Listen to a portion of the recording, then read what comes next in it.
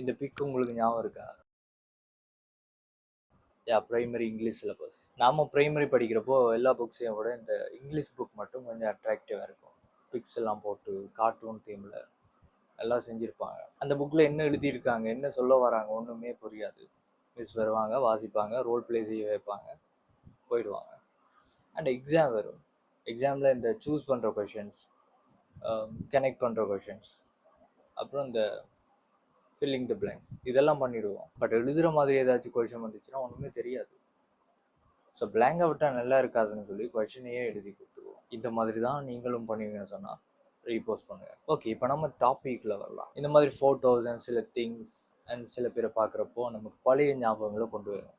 அதுதான் நம்ம நொஸ்டால்ஜியா அப்படின்னு சொல்லுவோம். அண்ட் நம்ம எதனால இந்த நொஸ்டால்ஜியா அப்படின்ற ஃபீலுக்கு இவ்வளோ அப்சசிவாக இருக்கும் அப்படின்னு சொல்லி என்னைக்காவது யோசிச்சிருக்கீங்களா?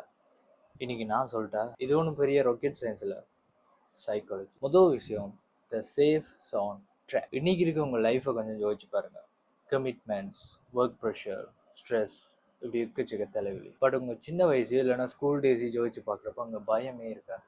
ஏன்னா அந்த கதையோட எண்டிங் உங்கள் பிரெயினுக்கு ஆல்ரெடி தெரியும். அதனால இந்த ப்ரெசன்ட் டைம் ஸ்ட்ரெஸ்ல இருந்து தப்பிக்கிறதுக்காக உங்கள் பிரெயின் உங்களை கூட்டிகிட்டு போகிற ஒரு குட்டி சொர்க்கம் தான் அந்த பழைய நினைவுகள். அண்ட் ரெண்டாவது விஷயம், த பிரெயின்ஸ் ஃபில்டர். அதாவது நம்ம பிரெயின் ரொம்பவுமே ப்ரில்லியண்டான ஒன்று. பாஸ்ட் லைஃப்ல இருந்து கஷ்டங்களையும் கவலைகளையும் ஃபில்டர் பண்ணி காலப்போக்கில் மறந்துடும். அதுக்கப்புறம் சின்ன சின்ன சந்தோஷமான விஷயங்களை அழகா பட்டு திட்டி அது உங்கள் கண்ணு முன்னாடி கொண்டு நிற்பாங்க. அண்ட் அதனால தான் நமக்கு அப்போ கஷ்டமாக இருந்த ஸ்கூல் டேஸ் கூட இப்போ ரொம்ப ஸ்வீட்டான மெமரியாக இருக்குது. சுருக்கமாக சொல்லணும்னா nostalgia is a temporary time machine. அது உங்களை காயப்படுத்தின இந்த உலகத்துலேருந்து நீங்கள் நிம்மதியாக சிரித்த அந்த உலகத்துக்கு கூட்டிகிட்டு போயிடும் கொஞ்ச நேரத்துக்கு. அண்ட் நாம் மிஸ் பண்ணுறது அந்த பழைய நாட்கள் இல்லை, எந்த கவலையும் இல்லாமல் நிம்மதியாக சிரித்த நம்மளை.